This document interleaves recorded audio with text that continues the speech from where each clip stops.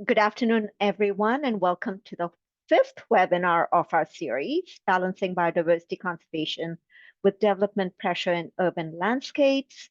My name is Purnima Govindarajlu, and I'm the unit head for the Species Conservation Science Unit in the Ecosystems and Biodiversity branch with the BC Ministry of Water, Land, and Resource Stewardship, also known as the WLRS.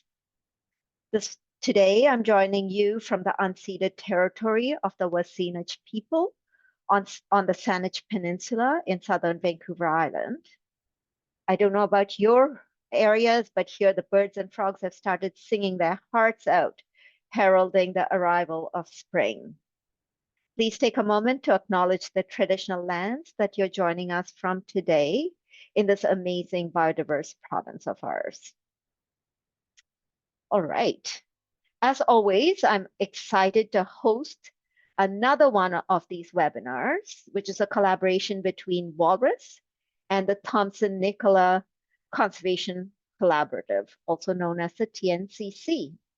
The series is designed to explore complex challenges of balancing rapid development, especially in the face of the housing mandate, with the vital need to conserve our biodiversity, especially in this age of climate change. Each of the webinars are being recorded and posted to the web page on the TNCC website. As you know, these webinars have been happening every Tuesday since the 4th of February. Unfortunately, we've had to cancel the webinar for next week, but there's still one last webinar on the 18th of March. So no webinar next week, but please come back for the 18th of March. Okay, focusing on today, we're going to be joined by 4 members of my team from the Species Conservation Science Unit. All of them will be presenting on best management practices. Julie, Wray, and Jennifer Heron will be presenting on invertebrates. Mandy Kellner will be presenting on bats, and Leanne Isaac on Herpetofauna, which is amphibians and reptiles. But before we go to all those exciting presentations, a few housekeeping details that we have to go through. The first is that the Q&A will happen at the end of all the presentations. And we'll be using the Q&A feature. If you look at the bottom of your screen, there's a little icon that says Q&A, and we'll put all our questions in there.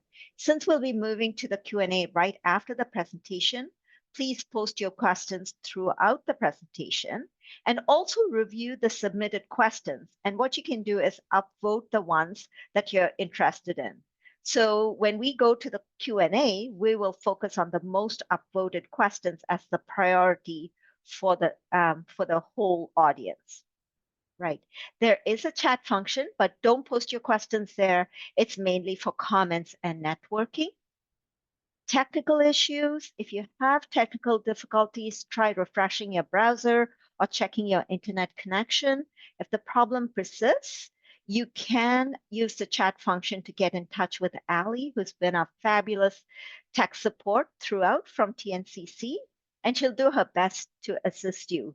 If all else fails, remember the webinar is being recorded. Just a quick heads up that there will be a survey at the end of the webinar series, and that's just for us to get feedback. And now, before we get into the actual presentation, a little quick icebreaker, just to find out where people are joining us from. So either use the link in the chat function or use your mobile device with the QR code. And a map of BC should show up with a little icon of the globe. Drop a pin to the approximate location that you're joining us from today. The responses are, we don't know who you are. It's all anonymous. And if you're joining us from outside BC, just put a pin on the globe. Then we'll know that you're joining us from outside BC. I think people have done this a few times, so it is coming up pretty quickly.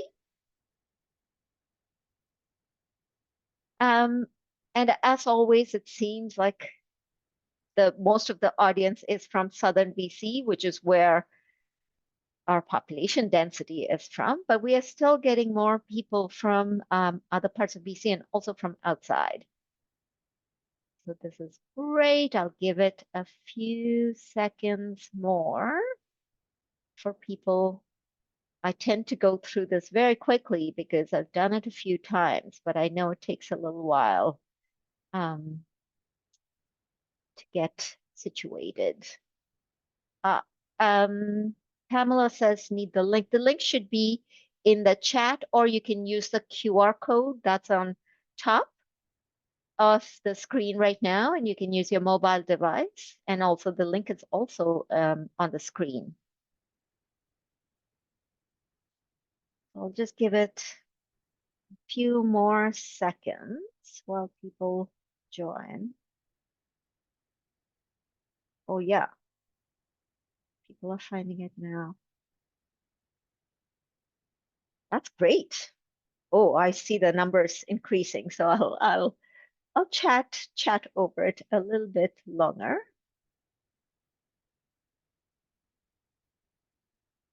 Look at that diversity. Great. I think some people are joining us from Alberta. Great. A few from Northern BC. It's fabulous. Okay, it looks like the numbers have tapered off. So thank you everyone for participating in this icebreaker. It gives us a sense of where people are joining us from. Okay, I think we're now ready to introduce our first speakers, I should say. So the first presentation is best management practices for invertebrates. And we're joined by two presenters. Jennifer Heron is our provincial invertebrate specialist and has been in this position since 2002. And Julie Wray joined her in November 2023. Since then, Julie has taken over the development of the Best Management Practices project, which Jenny had started. But Julie also works on other invertebrate conservation projects. Julie has a BSc in ecology from the University of Guelph and an MSc in biological sciences from Simon Fraser University. So Julie is going to give the presentation, but both Julie and Jenny will be available for the Q&A. So with that, I'm going to go off camera and I'm going to turn it over to Julie. Thank you, Purnima. I'd like to acknowledge that I'm joining you today from my office in the unceded traditional territories of the Coast Salish peoples. I am a settler on these lands and I'm really, really grateful to be able to call them my home. To give a brief outline, I'm going to begin the presentation by talking about all the amazing things that invertebrates do and why we should protect them. After that, I'll introduce a growing list of invertebrate species at risk in BC, followed by an overview of the BMPs we're developing to aid in conservation efforts. I'll briefly discuss some specific examples and end with shamelessly advertising some training workshops we'll be hosting this spring and summer. To quote Sir David Attenborough, if invertebrates were to disappear, the world's ecosystems would collapse. The soil would lose its fertility. Many plants would no longer be pollinated. Some amphibians, reptiles, birds, and mammals would have nothing to eat. And our fields and pastures would be covered with dung and carrion. Now that is a pretty bleak future, but what I've learned about invertebrates so far is that they can be surprisingly resilient. And perhaps because they are so small, minor changes and shifts in perspective can go a long way in helping to mitigate threats. So, to aid in conservation efforts, we are preparing best management practices guidebooks for invertebrate species at risk, mostly terrestrial, but some with aquatic life stages like damselflies and dragonflies. What you see on this slide is only a subset of all the listed species in BC, but I just wanted to give you an idea of the diversity and scope of the work before we go into specifics. I'll also mention that we're in various stages of developing guidelines and that drafts are available for anyone who's interested in learning more. We do intend to post BMPs to a government website, but in the meantime, please feel free to contact me at my email address, which will be provided at the end of the presentation. The first step in protecting species at risk is to figure out who's around. The BC Conservation Data Centre, including the CDC IMAP, and the BC Species and Ecosystems Explorer are really valuable tools for this purpose. I go to the Explorer pretty much every day, and on it you can search by species name. You can search by taxonomic group. There are a lot of invertebrate groups. You can search by conservation status. And finally, and perhaps most importantly, you can search by area. Applying multiple filters to the Explorer is likely the best way to determine which invertebrate species at risk might overlap with your jurisdictions. In addition to these resources, we plan to provide spatial files with potential habitat layers for each species. As an example, Bear's hairstreak is an endangered butterfly in the Okanagan, which uses antelope brush shrubs as a larval host plant. The map on the left shows where Bear's hairstreak has been found in black. The map in the middle is the exact same, but overlaid with antelope brush habitats in gray. And the map on the right zooms out beyond the current known range of Bear's hairstreak, showing potential habitat north to Lake Country. Because invertebrates are so rarely the focus for surveys and conservation efforts, it's possible that they exist in other areas with potential habitat. It's just that no one has gone looking for them. So please help us learn more about where these species can be found, because that is a lot of ground for us to cover on our own.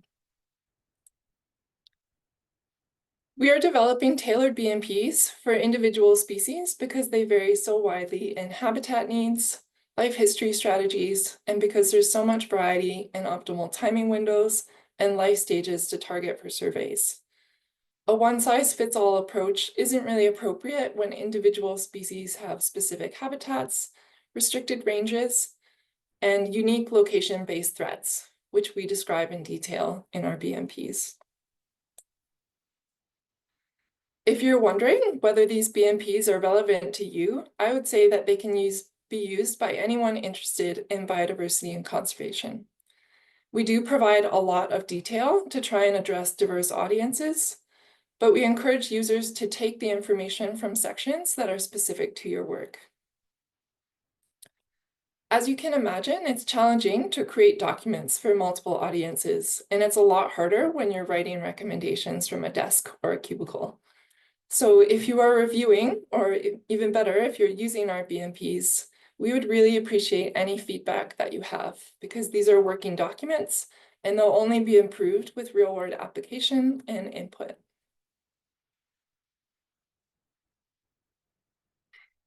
Getting to some examples, sand verbena moth is an endangered moth that uses the yellow sand verbena plant for egg laying, larval feeding, and adult nectaring. And if you're really lucky and you get to be on a nice sandy beach on the coast with dune habitats, and there are big, beautiful clumps of yellow flowers present, keep an eye out for what is visiting those flowers. If it's May, June, or July, and you see a brown moth zigzagging between flowers, there's a pretty good chance that it is this endangered species. And if you have your phone or camera, take a picture and post it to iNaturalist, where some very keen experts will jump on identification. As a side note, iNaturalist is a great way to learn about nature, contribute to citizen science, and to help with monitoring biodiversity in the province. When you open our guidebooks, you'll find information on the biology of the species, survey methods, including where and when to find them, and of course, best management practices that address specific threats. For sand verbena moth, the most critical part of its habitat is yellow sand verbena. As far as we know, it doesn't use any other plant for feeding, as larvae or as adults. So any activities that remove or degrade the host plants could have a negative impact on the moth. At Goose Spit, simple activities like cordoning off patches of yellow sand verbena, relocating driftwood to prevent trampling of plants, and providing signage are helping to mitigate threats to these species. I'd like to discuss another example because in the course of working on these BMPs, I learned that some tiger beetles can run at a relative speed of 170 body lengths per second, and that if a person moved this fast, they would be traveling at over 1,000 kilometers per hour, nearly reaching the speed of sound. So yeah, some tiger beetles are really hard to catch. Thankfully, Ottowan's night-stalking tiger beetle is not this fast. It is a large, distinctive beetle found in diverse habitats in the Lower Mainland and Southeast Vancouver Island. Generally, it's been found near coastlines. However, it was also observed on the Galloping Goose Trail near the Swan Lake Nature Sanctuary. A growing threat for species whose ranges overlap with urban centers is just how popular their habitats are becoming for human use. The larvae of this beetle live in the soil and hunt from their burrows for up to 3 years. So any activities that remove, compact, or degrade soils can have a negative impact. And the adults are also susceptible to damage. As an example, at Dallas Road Beach in Victoria, the only iNaturalist record from 2024 was this rather sad and smushed-looking dead beetle in the center of the slide. In the same year, an observer noticed that steps had been carved into the cliff banks, which may have accidentally destroyed habitat for this threatened species and other rare plants. Small efforts like providing signage and restricting access to designated trails and stairways could go a long way in mitigating threats to this and other species at risk in areas with high recreational use. And hopefully we'll get more pictures of live beetles and less pictures of dead, smushed beetles. Finally, if you're interested in learning more about how to survey for different invertebrate groups, we will be hosting training workshops for butterfly survey methods in Penticton from June 10th to 12th, and dragonfly and damselfly methods in the Lower Mainland from July 29th to 31st.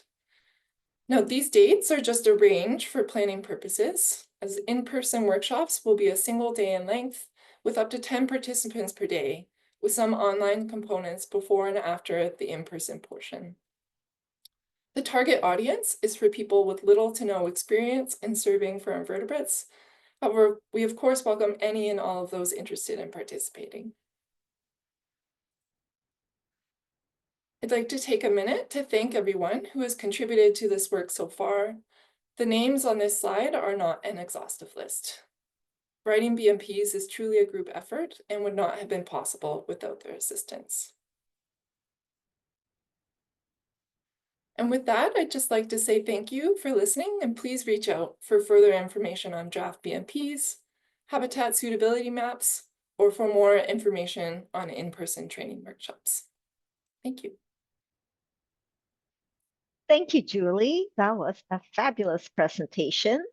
Again, Julie will be going off camera, but then both Julie and Jenny will be back on for the Q&A session. And again, to everyone, don't forget to go post your questions and also review the questions that have been posted and upvote any questions that you're also interested in. Okay, I'd like to invite Mandy Kellner on camera now. Mandy is our provincial bat conservation coordinator. She has a BSc in ecology from McGill and an MSc on forest bats from Simon Fraser University. Today, Mandy is presenting on bats in urban and rural environments. Turning it over to Mandy. Thanks, Purnima, and hi, everyone. Excuse me, I seem to have a little cough today, so I keep coughing, which is just really bad timing. But yeah, I'm Mandy. I'm joining you from Revelstoke in the traditional territory of the Sinixt, Secwepemc, Silicon Ktunaxa. And this presentation is kind of a wide-ranging overview of key conservation issues and BMPs relevant to bats in urban and rural areas. Oh, slides, there we go. So we'll just start with a quick background on bats and remind you that our bat fauna in BC really is incredible. We have the most diverse bat fauna in Canada, with 15 of 17 Canadian species found in BC, plus 2 additional species that we've heard but haven't captured yet. 6 of those species are found nowhere else in Canada. Now, I'm going to call all these species bats. I'm going to lump them together, but I want you to remember that they actually are a really diverse group that use many different habitats and specialize in different things. But common to all of them, they're all very long-lived, can live 20 to 40 years, and they reproduce really slowly, most with 1 pup per year. And I bring this up because that means that populations can be very slow to recover from impacts, and the loss of adult females can be a really big blow. So big impacts for conservation. The other thing I want to mention is that all of these bats are insectivores. So they are the main predator of night flying insects in BC. And this does make them really important to our ecology and also to our economy. I don't know why that little bar just popped up there. So they're eating insect pests of forests, agriculture, and humans, of course, including things like hemlock looper and mosquitoes. And we don't have a BC specific value of this pest control of these services. But in the US, of course, you might have heard the estimate is from 23 to 56 billion US dollars per year for agricultural pest control. So extending that to BC, if we lose some of our bats, of course, it's a big deal, losing those ecological services. And unfortunately, many of our bats are threatened, with over half our species listed at risk provincially or federally. So just a chart here of all our bats, the red and blue list for BC, and a bunch of red listed bats federally. What's going on there? Well, we do have multiple threats affecting many of our bats that are leading to these listings. Excuse me. So this includes habitat loss and degradation from urban development, which we're a bit focused on here, but also agriculture, forestry activities, climate change, mortalities at wind farms, direct and indirect harm from humans. And on top of this, white nose syndrome, which is a fatal bat disease that you might have heard me talking about before. I just gonna do a quick aside because people frequently ask me about white nose, let you know what's going on there. This is the latest spread map with the timeline shown from white to darker blue to yellow to red today to indicate the present time. And you can see the infection level and the spread in Washington state, and also the confirmation of PD, the causal fungus, in southern BC in 2022.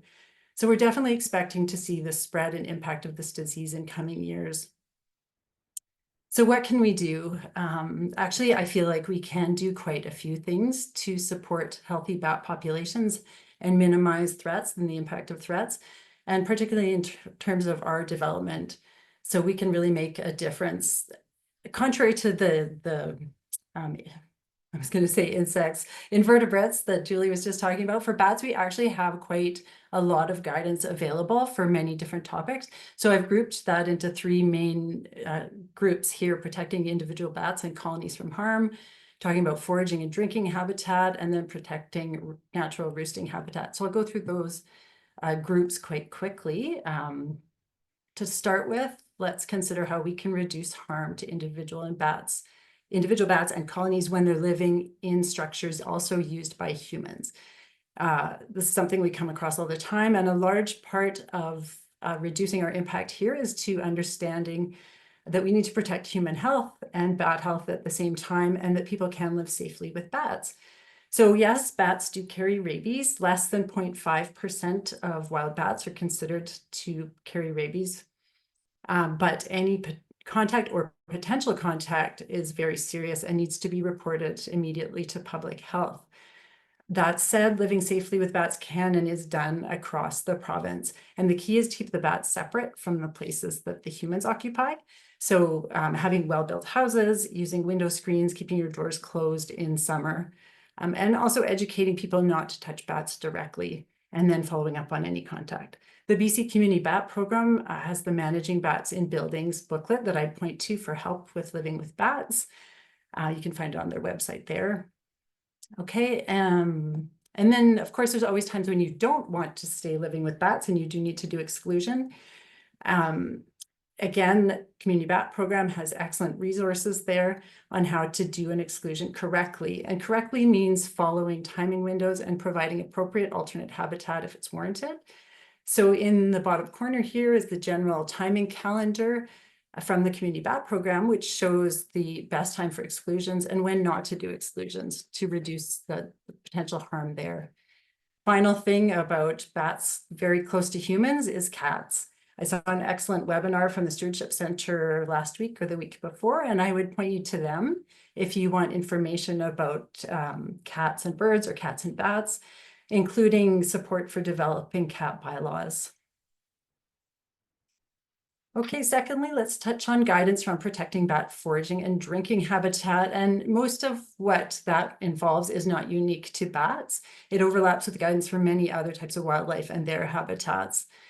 The key is to plan to retain or recover natural habitats that bats need and that would provide insects to forage on, also providing clean water and minimizing pesticide use. And one bat-specific action to consider is encouraging night flying insects, because that will, or through planting of night blooming plants, and that will continue to provide food for bats even in our more urbanized areas. And the town of Comox supported this action and developed this little seed packet you can see here to raise awareness and encourage appropriate native plantings, which was really cool. Okay, and then in terms of retaining roosting habitat, so not talking about human occupied houses, but other features, the roosts are literally, of course, where bats hang out during the day or in the off season in winter, which we also call hibernacula. And it's in order to retain these features, of course, you need to know what things bats might use. And in BC, I would say don't just look for caves, which is what a lot of people think, of course. You'd want to consider rocky bluffs, trees with cracks or crevices or sloughing bark, or woodpecker cavities, and also old buildings. So in general, bats are looking for sites that have good flight access and provide the right temperatures, as well as protection from predators. And so the photos here are a few examples of the type of features you'd want to keep on your landscape to protect bat or to support bats. And I'd also recommend looking at the Wildlife Habitat Features Guide, which was made for the Kootenay boundary region, but really has great information in it to help identify potential roost sites across the province.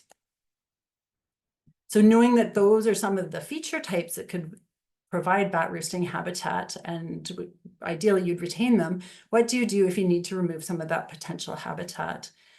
And I would argue that the possible impacts on bats should be considered anytime you want to remove mature or old forest stands, remove wildlife trees, or demolish buildings. And if surveys can be done to assess bat presence, great. And if not, I would assume possible presence in these likely feature types.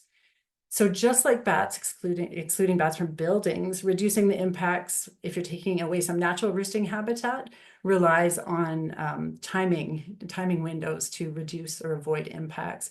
And this rectangular graph with the bumps is just a different format of the timing calendar. This is the one that's in the provincial BMPs, which you can find on this website here. And it indicates what bats are doing, so you can adjust what you're doing. So for example, avoid clearing trees or demolishing an old building in June, July, and August. When there might be flightless young. Don't blast a suspect hibernacula in the winter. Okay, and as with exclusions, consider alternate habitat. I put a picture of a bat box here because that's what people tend to think, but you could get creative and include tree plantings, modifying trees to promote wildlife tree development, or protect other forest. Finally, 2 additional odds and ends to bring up. First is to consider bat-friendly lighting, more popular in Europe, but hopefully increasing in popularity here. And we've put together a draft BMP that you have to reach out to me directly for. And then also bridges. A lot of bats do live in bridges, and I know municipalities manage their own bridges. So do bat surveys. Check out our BMP about cleaning bridges and how to minimize impacts on bats there. And a great way to bring this all together, of course, is the Bat Friendly Community Initiative led by the BC Community Bat Program. This addresses that need for local conservation of bat habitats. And it also encourages communities to learn about bats and celebrate Bat Week in the fall. We've got 7 communities in the province so far. If you want more information, reach out to bcbats.ca. And just in general, I'd recommend everyone taking a look at this full document, the Bat Friendly Community Guide, because it's got information on almost all the topics that I've touched on here today. Okay, so that's kind of a real whirlwind. Thank you for your time listening to this variety of ideas for local bat conservation. And please do reach out anytime with concerns or questions about guidance, and I'd be happy to chat with you. Thank you. Thank you, Mandy. As always, amazing and fun presentation on bats. And again, a reminder to everyone, please post questions for Mandy in using the Q&A feature and upvote any questions that are already there for Jenny and Julie. With that, I would invite Leanne to turn on her camera, and gives me great pleasure to introduce Leanne. Leanne took over as the small mammal and herpetofauna specialist for the province from me in 2020. Prior to her current role, she worked in environmental consulting for the Ktunaxa Nation and in the private sector in the East Kootenay region. She has an MSc and a PhD from the University of Victoria. With that, I'm going to turn it over to Leanne. That's great. Thank you very much, Purnima. And I'm delighted to join you today from Ktunaxa, which is the traditional territory of the Ktunaxa Nation, and specifically my home here in Kimberley, and talk with you a little bit about the tools to conserve amphibians and reptiles, again, collectively referred to by the term Herpetofauna in the province.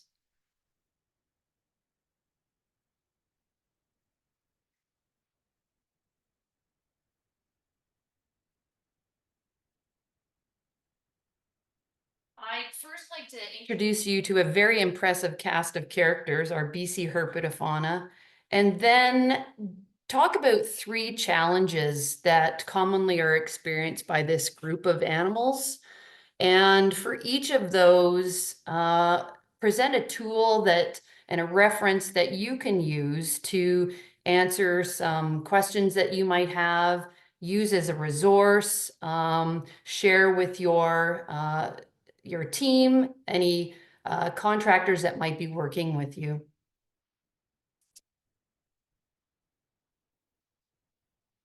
Aren't they glorious? Here are the frogs and toads of the province. We have 11 native species of frogs and toads in BC, and 2 species are considered invasive.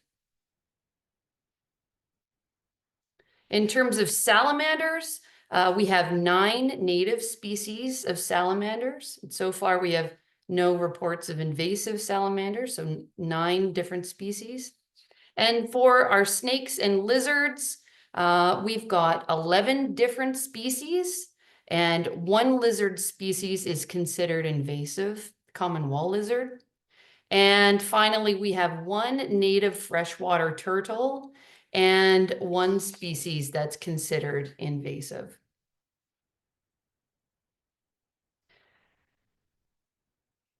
I think you can agree with me that the diversity of our amphibians and reptiles, it's impressive, and they can be found in aquatic and terrestrial habitats. They have multiple life forms, eggs, tadpoles, metamorphs, right up to an adult. And where these species are found varies. So if you're on Vancouver Island, you'll have a different suite of species than if you're in the Kootenay region. And Julie pointed out a really important tool, the Species and an Ecosystem Explorer tool, that you can use to find what species are where. But although the diversity is impressive, it's all awesome, but it's incredibly overwhelming because of this diversity. And sometimes that does lead to overall lack of awareness and maybe an understanding. And this is the first tool I'd like to share, and it's the BC Reptiles and Amphibians website. And I encourage you, I'll be sharing the links at the end here, but I encourage you to visit the website. And this is where you can find current range maps. So a great complement to the BC Species and Ecosystem Explorer tool. Keys to help you identify species, a large photo gallery, how to report observations live and areas with high mortality, frequently asked questions, and links to resources and a host of other tools. And you can use this to answer questions that you might have. If you have questions coming in, if you're local government, this is a great resource where you can direct people to. So road mortality, it's considered a very high impact threat that affects numerous species in the province, some of which I'm showing here on the left. And as you can see from the image on the right, why road mortality is a threat, because the image is showing the vast network of paved and unpaved roads in BC. And it just so happens that many of these roads are concentrated in valley bottoms where many of our herpetofauna occur. So mitigating the threat of road mortality, it's identified as a high priority action in many different recovery planning documents. So the tool I'd like to share, the screenshot of the front cover, it's on the right, and it's entitled Guidelines for Amphibian and Reptile Conservation During Road Building and Management Activities in British Columbia. And information in this document follows the mitigation hierarchy that is described in BC's Environmental Mitigation Policy and in its accompanying procedures as well. And the purpose of this document, it's to provide information on how to assess, how to avoid, and how to minimize road impacts to herpetofauna.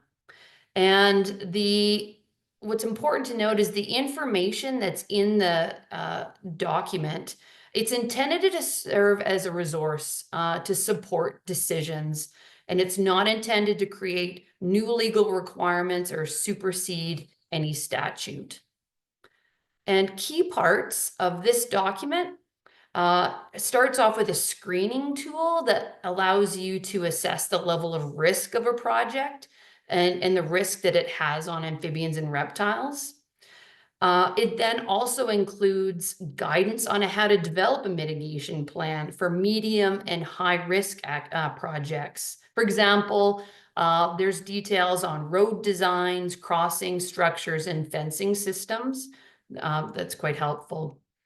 There's also considerations for reducing impacts from road construction, such as the timing of the construction activities themselves, and reducing impacts from maintenance activities. So things you might want to consider when controlling roadside vegetation. There are comprehensive resources provided in the literature cited section and in the appendices. So it is a tool that's been in place since it was published in 2020, and there's a lot of interest and uptake in that document. The loss and the degradation of habitat for amphibians and reptiles is considered another high impact threat for our BC herps. And because all native amphibians and reptiles are designated as wildlife in BC, it gives them full protection under the Wildlife Act. And so when projects are considered, the first course of action should always be to avoid potential impacts. And that's in alignment with BC's environmental mitigation policy that I referred to earlier. So for example, avoidance could look like locating housing or commercial developments away from wetland and riparian habitats, or designing transportation routes in a way that doesn't intercept important herp migration corridors. So if impacts can't be avoided, actions to prevent mortality and harm to our herpetofauna must be taken. And you might have heard of the term salvage. This term, it's only used in BC, and it refers to the act of capturing, temporarily holding, and then relocating amphibians and reptiles to suitable habitat. And the tool I'd like to draw to your attention, the screenshot of the front cover is shown here on the right, and it's called Best Management Practices for Amphibian and Reptile Salvages in British Columbia. And these BMPs provide guidance on how to conduct salvage to minimize impacts to animals that are being moved, as well as the habitats that are receiving these animals. So although the BMPs have been developed, I just need to really clearly point out that the effectiveness of salvage is a practice that's not well understood We're still, it's an area of active research for us to understand what the effectiveness is on our native herpetofauna. And here are some key parts of the BMP. A description of the permitting process, how to plan for a salvage project that includes baseline inventory work, the effort that's required, and special considerations depending on where you are in BC or the habitat involved. Capture techniques are presented, as well as special considerations for holding animals, as well as criteria that need to be considered when selecting relocation sites, and then considerations for post-salvage monitoring. And just like the other guidance document, there's an extensive literature cited section and appendix. And with that, here are the links to the tools that I've just given you a brief primer about. I encourage questions, so please reach out. And that's it. Thank you. Great. Thank you, Leanne. That was very great. I'm going to now invite, we're moving into the question and answer session, and this is great. Look at the team. We've kept our presentations short, so we have almost 20 minutes to answer questions. So I'm going to invite Jenny and Julie and Mandy to come back on camera. It's great. And then I will pull out the question and answer tab here and refresh the most upvoted questions. Okay, and I'll read out the question or a summary of the question. And the one with the most upvotes, I've been reviewing these questions in the background, is about the question that says, will the province be doing anything to eliminate the threat of widespread use of insecticides and herbicides on farm and forested land from directly killing invertebrates? But as Mandy said, it has impacts on bats, it has impacts on herpetofauna. So as we said in the introduction, the group that's presented today and me, we're all from the conservation science section and don't have direct control over banning the use of insecticides and herbicides. But I'm going to flip the question slightly and say, where can we find information on helping the general public and other municipalities reduce the use of pesticides? And maybe starting with Jenny and Julie, and then Mandy and Leanne, if you can just answer that question, because there seems to be a lot of interest in that. Yeah. Yeah, thanks, Purnima. I'll take a stab at that. Yeah, so in our BMPs, we rely pretty heavily on integrated pest management strategies developed by the province and available on government websites and in Develop with Care and other species-specific strategies to kind of minimize impacts to invertebrates. Jenny, do you have anything else to add to that?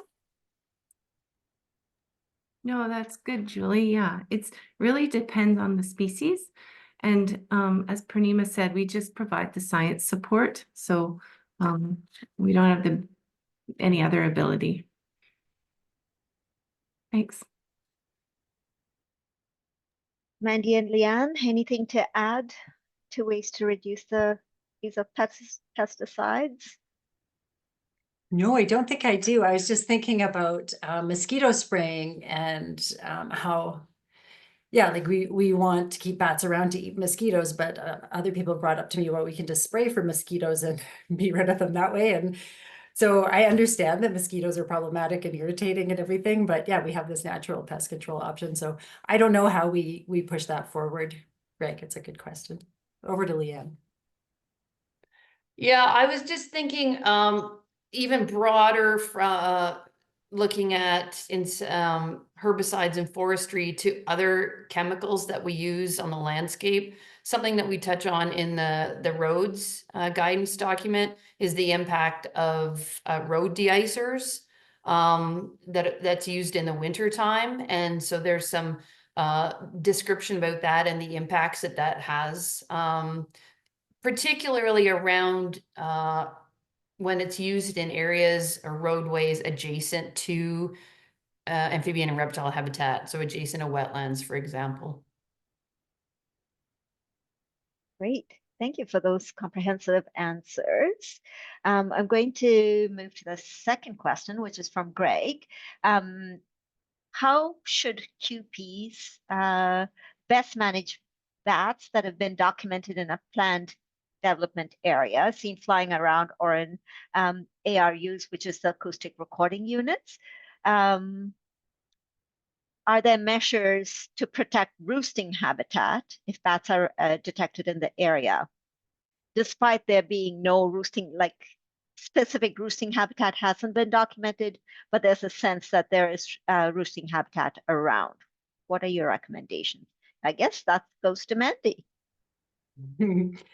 Thanks. Yeah, I don't, you guys can correct me if I'm wrong, but I'm not thinking of any specific legal or habitat protective measures that we would be able to bring into play based on acoustics.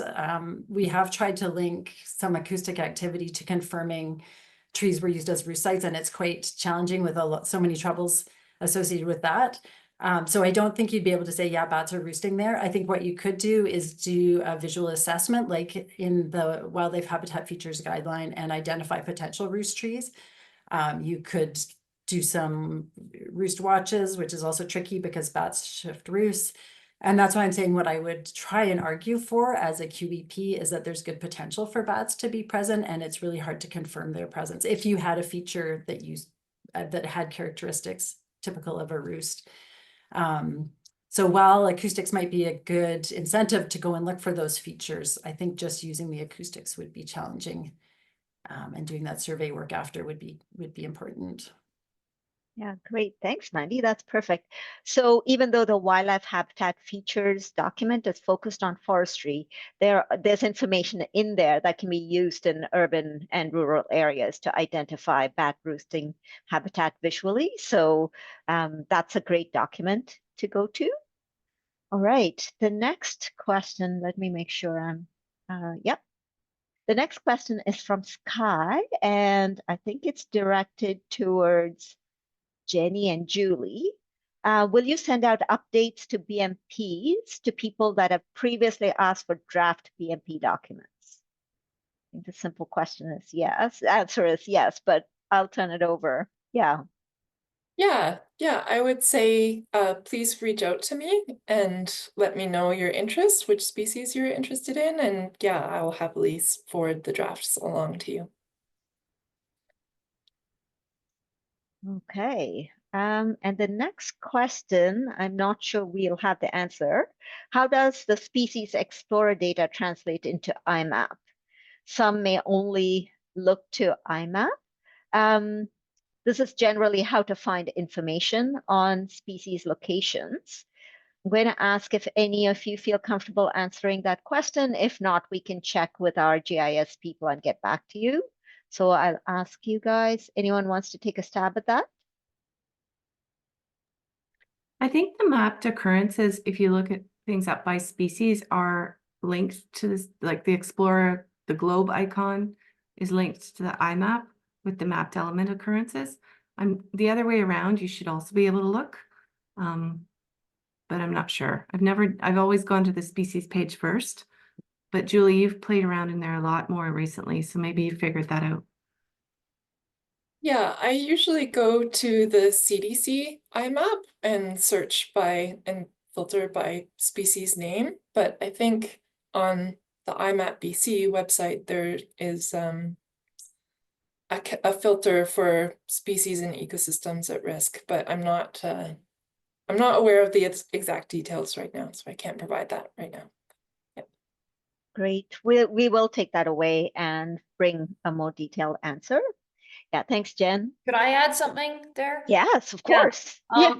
Just when folks are, after you've rushed after our webinar to go to the BC Reptiles and Amphibians website, when you look at the range maps, just keep in mind, we've included all of the data sources that we've used to create those range maps, and it's not only data that we've been able to extract from CDC, but INAT data as well as some other larger databases. So it very much is quite comprehensive. So just a note, when you're looking at those range maps, there are multiple data sources being used there.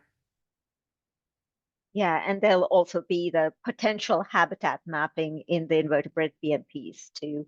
And I think the herps has been done on the CDC. So yeah.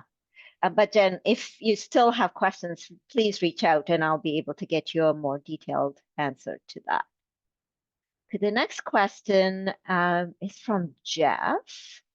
Maybe I'll take this one. Can the websites, the BMP links, be linked to the College of Applied Biologists website so QAPs are aware of these documents? Can the province please work with CAB on that? I guess we could.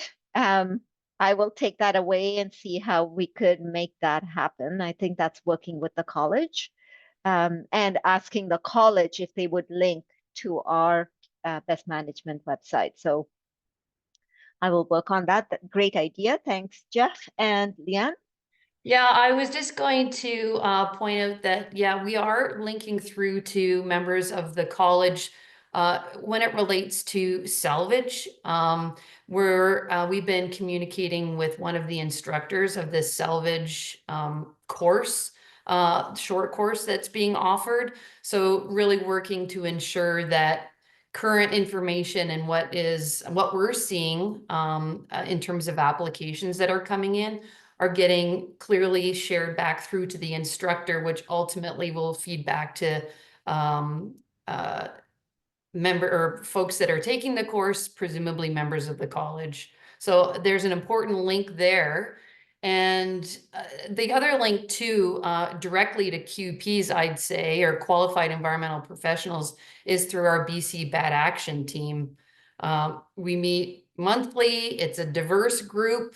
I'm sorry, Manny, while I'm unmuted, I'll just speak to that group because it's a diverse group of individuals that meet and discuss bat-related issues regularly. So we have a direct line to QEP or qualified environmental professionals, members of the college that way as well. So just some additional ways that we're connecting. Okay. Right, this is changing really quickly. Okay, so the next question again is something we cannot answer. This is from Greg. Oh, I skipped a question, and I think it follows from one of the answered questions, and it's a comment from Pamela saying it's difficult to retain wildlife trees in development areas. So I'll move to the next question, which is, are there plans to update the Wildlife Act with further protections? It's not that the Wildlife Act review is a huge group of people that are working on that. We are well aware that not having protections for invertebrates is a bit challenging. Bats and herps are protected under the Wildlife Act because it's primarily animals with a backbone. So there are some protections under the Wildlife Act. And yes, the need for a Species at Risk Act in BC is noted. I'm going to use a couple of minutes because a number of questions are in the answered panel. Make sure that all the questions here are answered and just quickly review them. A question from Jeff is the province developing survey protocols for invertebrates? And it was answered by Jenny saying that, yes, this is part of the training that's being offered. I think starting this year, there'll be training, and Jenny and Julie, correct me if I'm wrong, I think there are plans to keep that kind of training coming. The next question was from Dan. Are BMPs being developed for wildfire risk reduction or prescribed fire activities? And this was again directed towards the invertebrates. And Jenny replied that there is a component in the BMP that addresses this. Keeping an eye on the time. While they don't, Jenny and Julie, while they work on protections to invertebrates, they don't have the expertise to develop wildfire risk reduction plans directly. Do you want to add anything, Mandy, about bat habitat with respect to fire risk reduction activities and potential bat roost habitat? No, it's something we do talk about quite a bit, but in the interests of trying to keep people liking bats, we haven't been pushing for retaining any sort of dead trees in close proximity to human structures. Yeah, it is a challenge. It's that trade-off between safety, human safety and potential wildlife habitat. Yeah, thank you. The next is from Pamela, and I think Mandy has comprehensively answered that with a link. What we will do is maybe take these answered questions and put it in the question and answer section when the recording is posted, so you'll have links. So Pamela's question was, is there data on the impact of feral and free-ranging cats on bats? And Mandy has provided a link there. Okay. Another question from Pamela again. I recall from a session on the provincial BMPs being told that bats here in BC don't use tree cavities for roosting or hibernation. Is that correct? Mandy, do you want to just speak out that answer? Sure, yeah, I typed it in there somewhere, but yeah, definitely some species will use them for maternity roosts, and the ones that popped into mind are silver-haired, big brown, and little brown myotis that I've seen in woodpecker cavities. And then in terms of hibernation, I can't think of any confirmed examples, but we know so little about where our bats are in winter. Silver-haired bats in the southeastern part of the province have been using cracks in trees in winter. And I was just trying to remember if any of the pictures looked like woodpecker cavities, but definitely potential for summer roosting. And I wouldn't be surprised if we get some winter bats tucked in there too. Great. Okay, Lisa, I'm going to take some, I'm just going to summarize your question. Jenny and Julie, this is at you. Is there a way of protecting habitat and creating maps for free-ranging species such as bumblebees, or I should say wide-ranging species like bumblebees and lady beetles? And Jenny, you have answered the question. Do you want to just speak it out just for the audience? So it's a good question. People often ask about how do you protect or how do you manage habitat for a species that's generalist and occurs everywhere from the subalpine to like riparian areas near the ocean. And so the short answer is it's a real challenge. And the more those sorts of species get worked on, the declines are based on population. So it's addressing threats at regional. It's about mitigating the threat, not necessarily protecting the habitat. So a common one with bees is reducing pesticides or neonics or some other item, some other threat that's causing the population level decline. So that's not an easy answer. It's not always habitat. It's the threat. So great. It's actually a great answer, Jenny. So manage the threat, which may not be habitat-based. And I'm just looking at the time. So I want to take this last minute to thank everyone for sharing their lunchtime with us and to remind you that there's a link to the survey so we can get some feedback from you. And again, a reminder that we had to unfortunately cancel next week's webinar, but we'll be back on the 18th of March with a presentation, Protecting BC's Wetlands, Best Practices for Local Governments and Professionals by Karen Stefaniak. So with that, I want to thank everyone very much and we'll see you in 2 weeks. Thank you. Bye.